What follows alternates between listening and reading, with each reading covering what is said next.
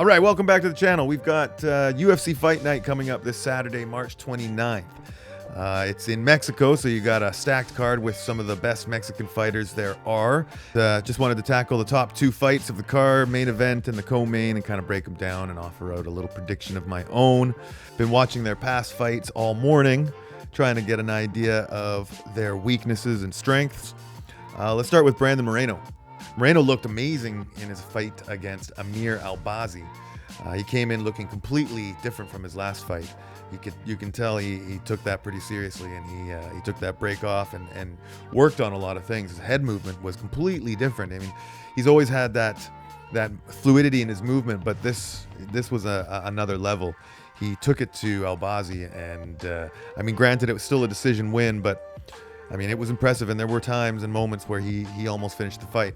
But this is going to be a really great fight because Steve Erceg, I mean, he offers some pretty incredible kickboxing, and he has got a very sort of similar style and movement as well. I would say that this fight is for Erceg similar to his last fight. Not his last fight, because he lost to Kai Kara France. But let's talk about his fight with Matt Schnell. Matt Schnell went into that fight, and I actually was following Matt Schnell and thought that this guy was going to be a prospect. But watching that fight back, I couldn't help but notice that there was just a lack of head movement. I say this a lot because your head movement is imperative, and there was just a lack of head movement in this case, and he got caught. He got caught by a sharp, hard left hook coming inside the pocket, and that's something that Erceg has, is a hard, solid left hook, and he knows how to shift his weight and really throw that left hook around.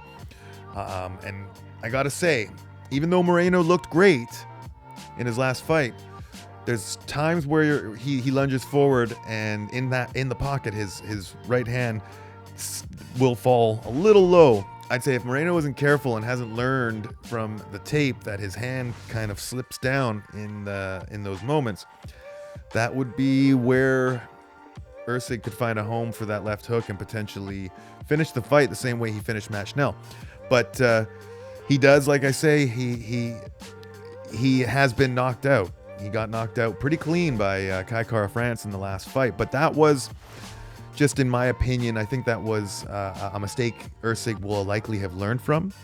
He was trying to slide out and skate out of distance or out of range of Kara France, and he just misjudged it, and he got caught. So I don't see a mistake like that happening again in this fight. But that being said, I mean, it's a similar style that Moreno can have as to Kara France. He can, blitz in and throw the big looping hooks, and so we'll have to see if Erceg has, like I say, tightened up his guard, and who knows? Maybe he's been working on his head movement too. Either way, both of these fighters are going to make for an incredible stand-up fight. There's no way this is going to the ground. I would say Moreno has a few takedowns, but that's not his thing. I think he's got like 12 takedowns in total, and Erceg's got 3 takedowns in total landed.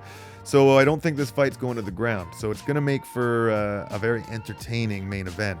And if I had to pick the likely winner, I'm going to go with Moreno. I think Moreno has shown drastic improvement from fight to fight. But that being said, like I say, if he doesn't fix that hole with his right hand coming down and getting a little, reckless, then that's where he's going to get put out by Erceg. Because Erceg, I can't tell you, that left hook was so beautiful against Schnell. So beautiful. And it was just a walk-off KO. Let's move on to Manuel Torres versus Drew Dober. Now, this is, again, scheduled to be an absolute slugfest. Drew Dober never fails to entertain. He's always willing to get into the fire. Manuel Torres, absolutely willing to throw himself in the fire as well. Torres has been, he was a bit of a hyped up quite a bit, and I have to say, I mean, it was unfortunate to see the last fight he had against Baja Mendez. That Baja Mendez just absolutely took him to school. He would just slip back as Torres would charge forward and slide out of range. Torres would overextend, and boom, it was a one-shot deal twice in a row from Baja Mendez. That just clean The first one almost finished Torres.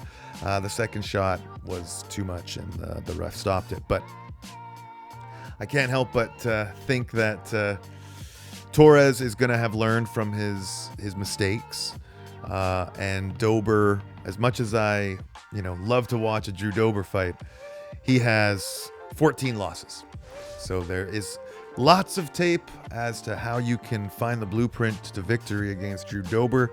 And I think Manuel Torres will have worked on that quite a bit. And I think he's going to definitely pull off a win here. Drew Dober absolutely can win this fight, especially since Manuel just got knocked out in his last outing. So it's definitely possible Drew Dober could disappoint. I mean, he's done it before. He does it all the time.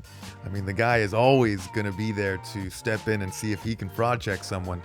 I think Bahamendez was the one who fraud checked Manuel Torres, but we will see if he can recover and have a nice showing out this Saturday night. Again, I think he will edge out the win.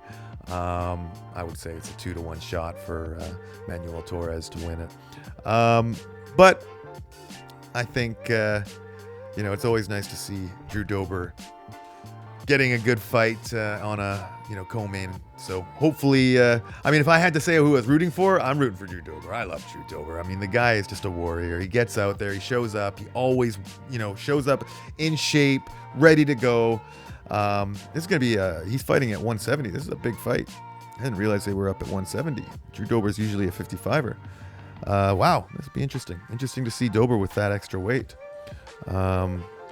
Well, that about does it for this UFC Fight Night coming up this Saturday. You can hear the rain coming down outside, like it sounds like a storm. But we'll be back this week to do some more breakdowns. I'd like to do a Volkanovski and Lopez breakdown, and then Saturday we'll be coming on, hopefully in the evening, right away after the event, to talk about it with my son Julian. But we'll have to wait and see what time everything gets wrapped up. So thanks for watching. Please hit like and subscribe. Give our channel a chance. We're going to be here all the time. We live for this shit. All right. See you later.